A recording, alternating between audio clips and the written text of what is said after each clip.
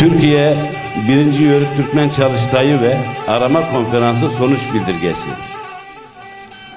Bugün zorlu bir süreçten geçen Türk İslam dünyasının içinde bulunduğu bölünmüşlük, her türlü işgale, zulme ve katliama zemin hazırlamaktadır.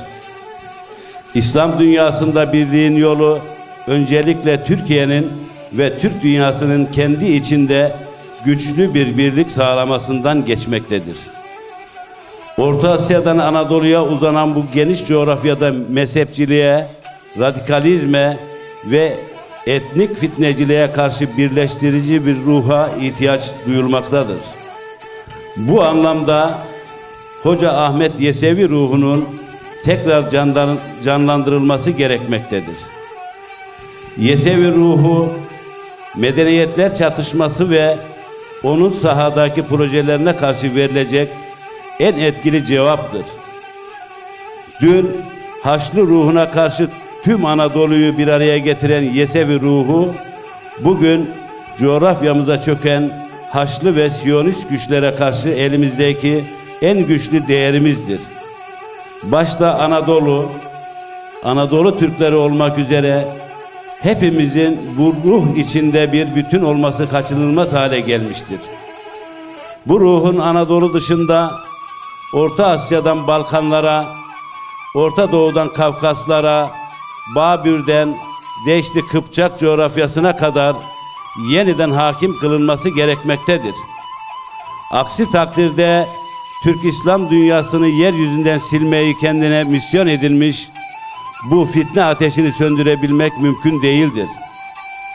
Türk İslam coğrafyasına bu kültür inanç hattının ilmek işlenmesi ve Yesevi ruhunun yeniden inşası noktasında Yörük Türkmen dernekleri olarak elimizden geleni yapmaya hazırız. Kıbrıs, Irak, Suriye, Kırım, Karabağ, Balkanlar ve Kafkaslardaki olup bitenleri yakından takip ediyor ve devletimizin bu alandaki milli politikalarını destekliyoruz. Yörük Türkmenler bu ülkenin her zaman olduğu gibi gelecekte de asli unsuru olarak kalacaktır. Ve asla bu memleket ve millet üzerinde oynanan oyunlara izin vermeyecektir.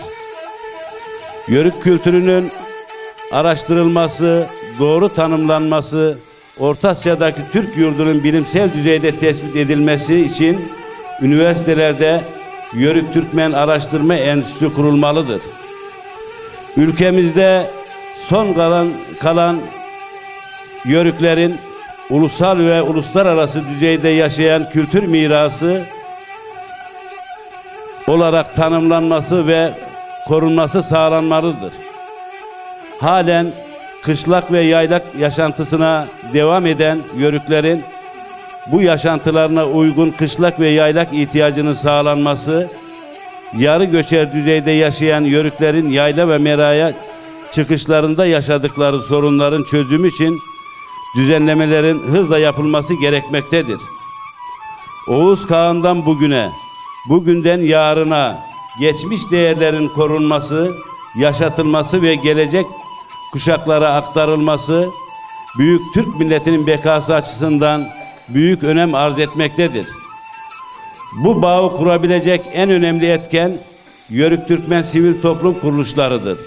Bu nedenle Yörük Türkmen sivil toplum kuruluşlarının kamu yararına hizmet veren dernekler statüsüne alınması önem arz etmektedir. Kamuoyuna saygıyla duyurulur.